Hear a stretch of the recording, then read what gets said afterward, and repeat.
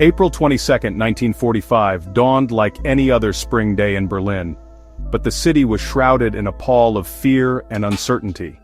The once proud capital of the Third Reich was now a besieged fortress, its streets littered with rubble and its people teetering on the brink of collapse. The air was thick with the acrid smell of smoke from countless fires, a constant reminder of the relentless Allied bombing raids. Yet, amidst the chaos and despair, a profound historical drama was unfolding, one that would forever alter the course of the Second World War. This was the day Adolf Hitler, the man who had unleashed such unimaginable suffering upon the world, finally accepted the inevitability of his defeat. It was in the depths of his subterranean bunker, a concrete labyrinth buried deep beneath the ruins of the Reich Chancellery, that Hitler confronted his own mortality. Gone was the swaggering dictator who had once held millions spellbound with his venomous rhetoric.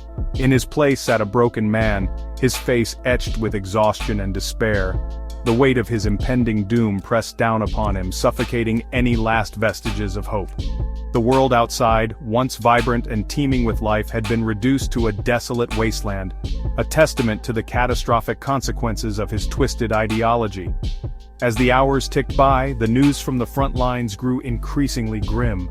Soviet forces, fueled by an unquenchable thirst for revenge, were closing in on the heart of the city, their advance seemingly unstoppable. The once vaunted Wehrmacht, decimated by years of relentless warfare, was crumbling before their very eyes. The end, it was clear, was nigh. The realization of his imminent defeat hit Hitler with the force of a thunderbolt. His dreams of a 1,000-year Reich lay shattered at his feet, an empire built on lies and brutality now crumbling into dust. The Führer bunker, a subterranean world of concrete and steel, had become Hitler's final refuge, a claustrophobic prison where he grappled with the consequences of his actions. The air was heavy with the stench of fear and desperation, as his loyal followers, trapped alongside their leader, awaited their fate. Amidst the gloom, Eva Braun, Hitler's longtime mistress, provided a flicker of normalcy, her devotion unwavering even in the face of certain death. The bunker's cramped quarters, designed as a temporary air raid shelter, were now home to a bizarre and macabre court.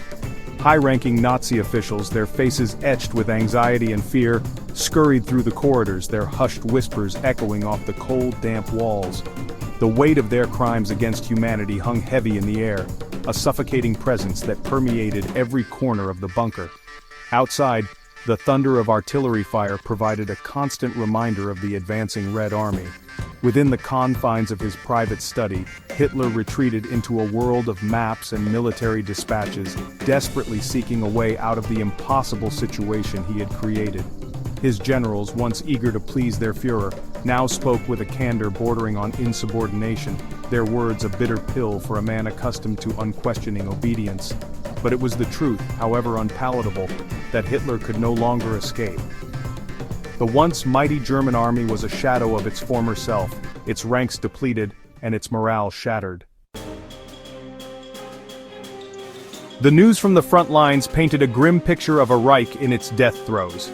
From the east, the Red Army advanced relentlessly, their ranks swollen by millions of soldiers eager to avenge the horrors inflicted upon their homeland. The German people, once promised a 1,000-year Reich, now faced the grim reality of defeat and occupation.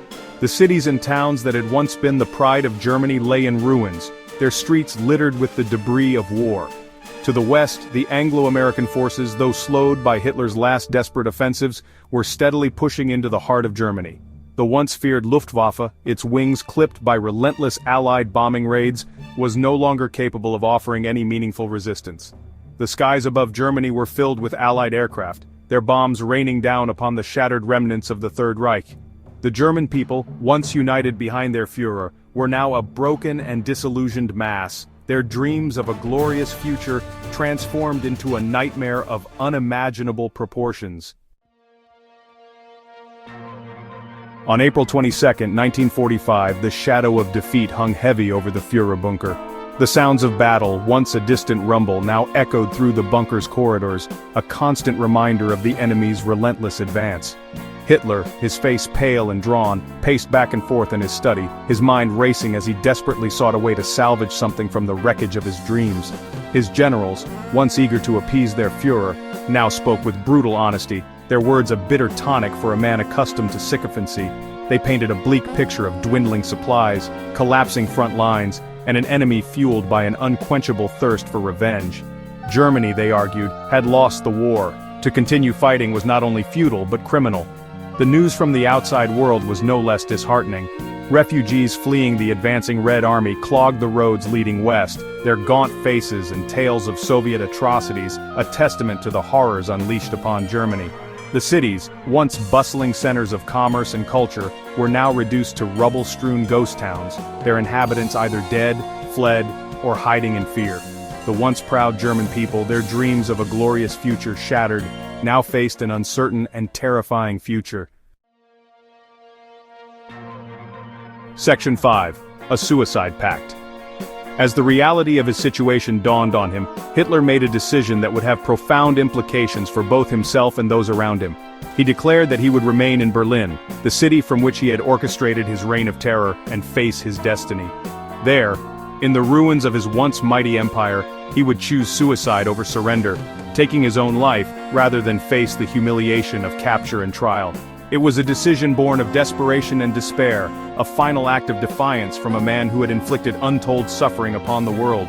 And it was a decision that would have tragic consequences for those closest to him, particularly Eva Braun, his devoted mistress, who chose to join him in death rather than face a world without him. Their suicide pact was a testament to the powerful hold Hitler had over those around him, a hold that extended even beyond the grave. The news of Hitler's decision sent shockwaves through the bunker. Some, consumed by their own survival instincts, made desperate plans to escape the city, while others, their loyalty to their Führer unwavering, chose to remain by his side until the bitter end. The atmosphere within the bunker grew even more oppressive, a toxic mix of fear, fanaticism, and resignation. Section 6. The Red Army advances. Meanwhile, on the outskirts of Berlin, the Red Army continued its relentless advance. The Soviet soldiers, hardened by years of brutal warfare and fueled by a desire for revenge, fought with a ferocity that terrified the remaining German defenders. They had witnessed firsthand the horrors inflicted upon their homeland by the Nazi regime, and they were determined to make the Germans pay for their crimes. The Battle of Berlin was a brutal and chaotic affair, fought street by street and building by building. The Red Army, vastly superior in numbers and equipment, unleashed a devastating artillery bombardment on the city, reducing entire neighborhoods to rubble. Soviet tanks rumbled through the streets, their guns blazing, while infantrymen fought their way through the ruins, rooting out the last pockets of German resistance. The German defenses, though tenacious, were ultimately futile. Their ranks were depleted, their equipment often inferior, and their morale shattered. Many soldiers, knowing the war was lost, surrendered to the Soviets, while others fought on with the fanaticism of men who had nothing left to lose. But the outcome was inevitable. The Red Army was closing in on the heart of the Reich, and nothing could stop their advance.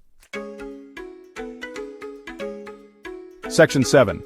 Liberation at Treuenbrietzen. While the Battle of Berlin raged, a different kind of drama was unfolding some 40 miles southwest of the city, in the town of Treuenbrietzen. There, a Soviet mechanized corps spearheading the Red Army's advance, liberated a prisoner of war camp, freeing thousands of Allied soldiers who had endured years of captivity. Among those liberated was Norwegian General Otto Ruge, who had been captured by the Germans during the invasion of Norway in 1940. General Ruge, a respected military leader who had fiercely resisted the Nazi occupation of his homeland, was a symbol of Norwegian resistance to German aggression.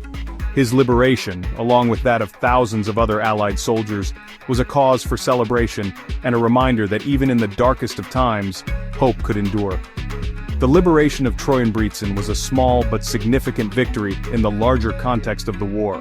It was a reminder that the tide had turned against the Nazi regime, and that the Allied forces were on the march to victory.